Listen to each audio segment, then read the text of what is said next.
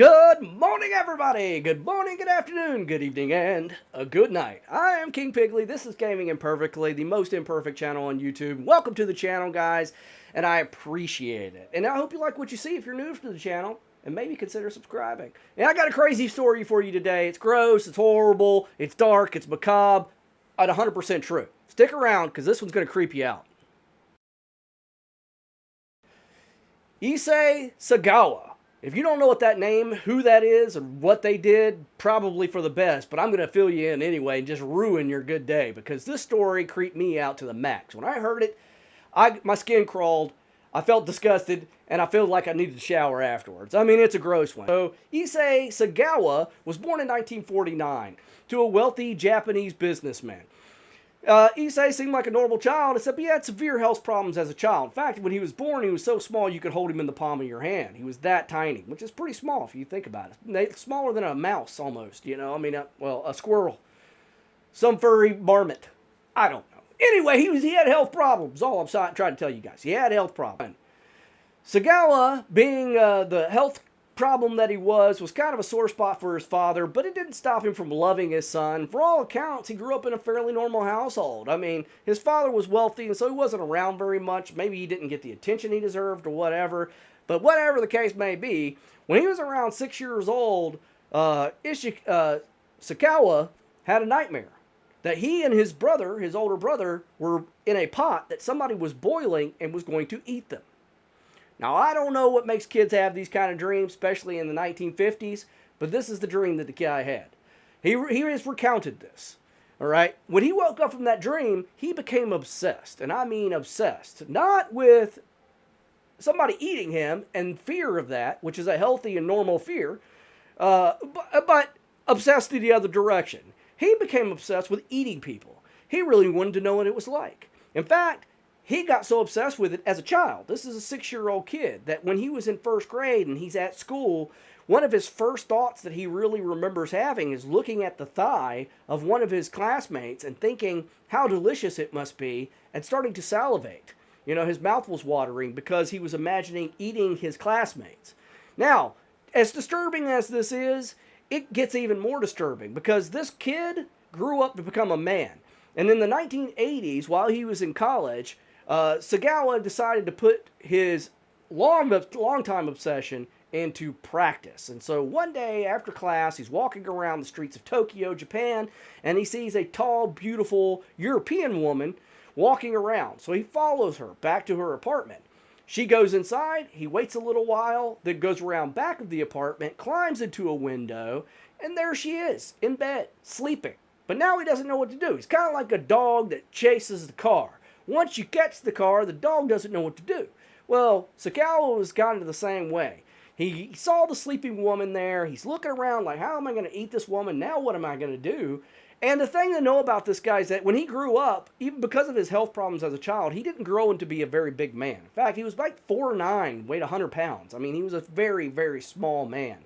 And this kind of played into the psychoses of this madman to where he believed that if he ate a beautiful, tall woman, that it would empower him in some way to make him more handsome and charming or taller. Cuckoo bird. I mean, the guy's Fruit Loops. I mean, nuttier than squirrel turds. But this was what's going on in his brain, to be certain. All right, so he's thinking about this. He's looking down at the sleeping woman, but thankfully she wakes up. She screams. She hits him. He goes running out of the apartment. The police catch the guy. She reports him. You know, they find him. No big deal. Sagawa's in trouble, but it's like a slap on the wrist because he really didn't do anything. They kind of got him for breaking and entering, but his dad came in at the last moment and was like, hey, my son is my son. He paid some money, some restitution to the woman that he had Sagawa had stuck into his house, you know, her house, and he had paid her, and so it was kind of hushed up.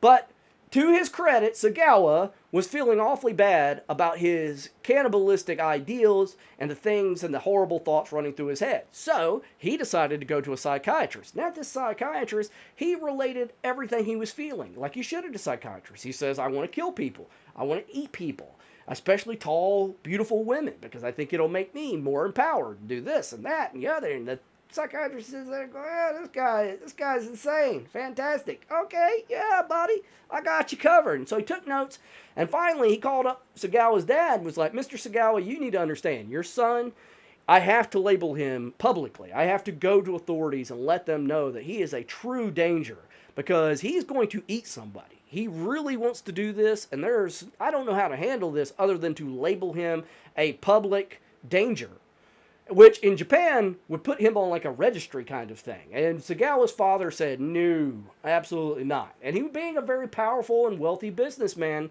actually hushed up the psychiatrist and then transferred his son to Paris, France, to school. So young Sagawa got on an airplane, left Japan behind, see you later, and flew to France, where he was majoring in English literature. Once in Paris, things seem to be going okay for Sagawa. I mean, as much as it can for a madman who's hell-bent on eating people. And he just kept these thoughts in his head. And of course, one day he decided that it just has to happen. I just gotta do it because, eating people. Why not, right?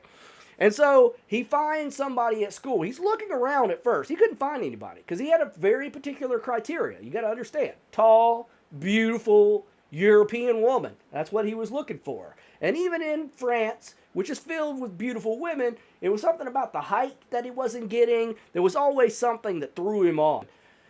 One day, though, Sagawa got what he wanted for when he laid eyes on Renee Hartfeld.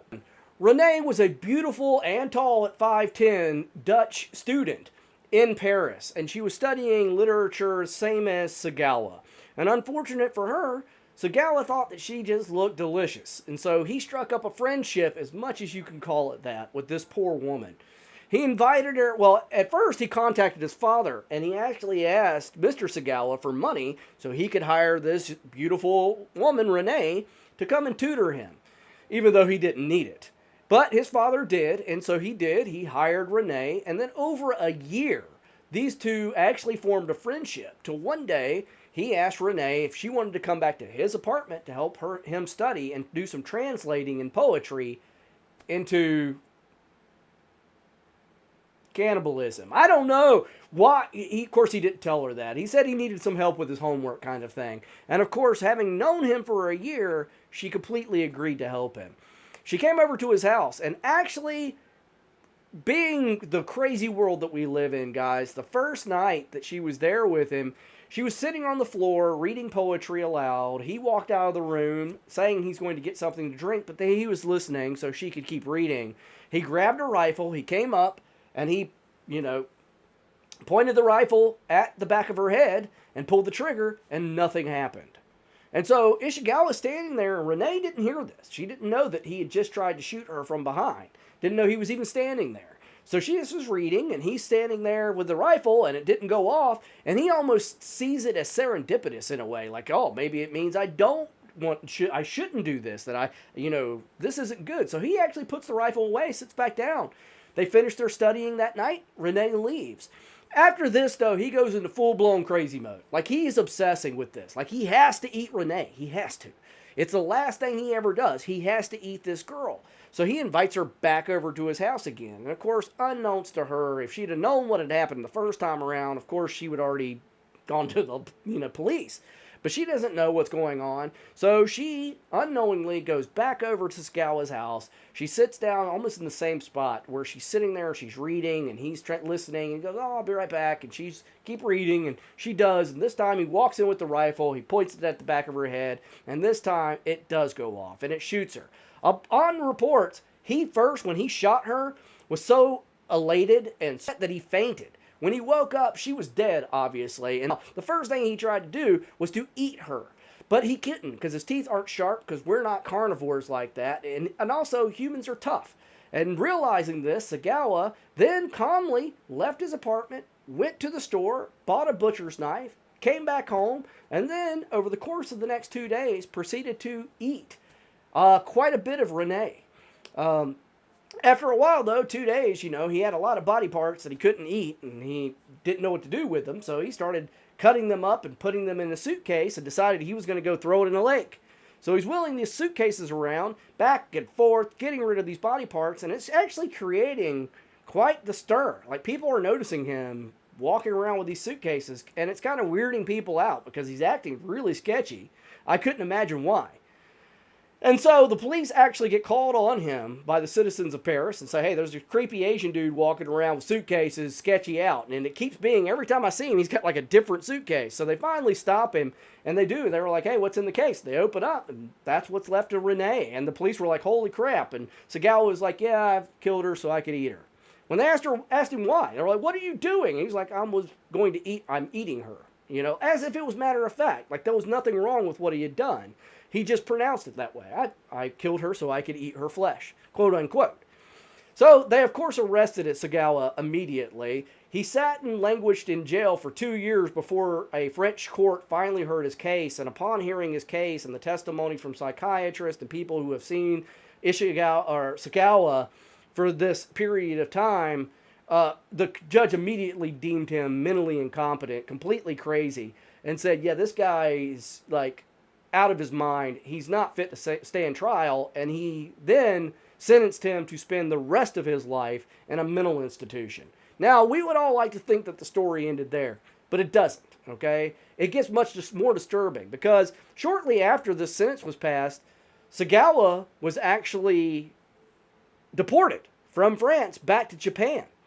And because of international law at the time, now remember, this was in the early 80s, you know, when this happened, guys. So by the time, or mid-80s, by the time his trial was over and everything else. So the information being shared at that point in time from one country to another wasn't very good.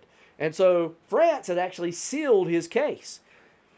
So when he went to Japan, Japanese people didn't know what he had done.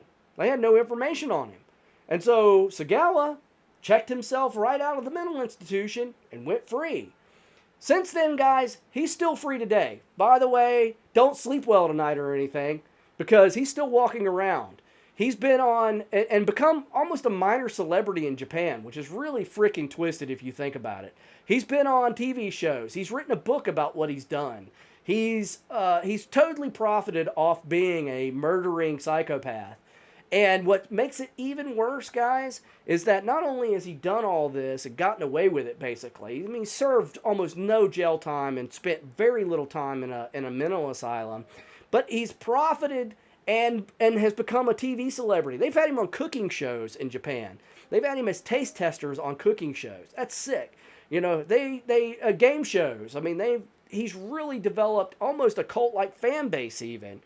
So this is a picture of Sagawa today in Japan. He's 71 years old, and he's even tried to say that being a convicted cannibal has made his life very difficult and that he wished people would just kind of forget about it, which is absolutely insane because this man does not ever deserve any type of comfort for the horrible things that he's done to another human being on this planet and would have done no telling how many other ones.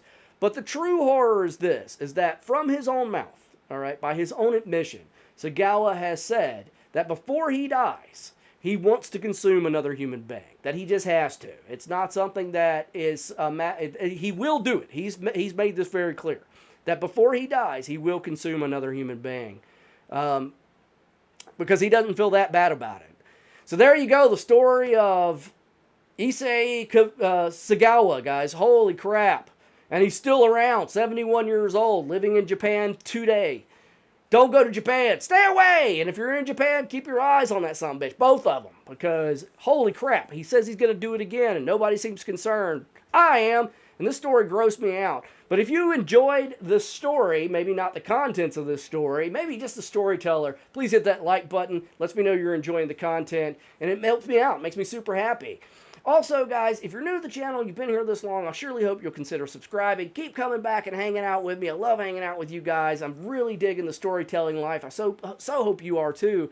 Which reminds me, hit that bell. Get the notification so you don't miss out on the next dark, macabre, but 100% true story that I'm bringing to Gaming Imperfectly. But that's it. King Pigley's out of here for the day, and I will see you guys in the next video.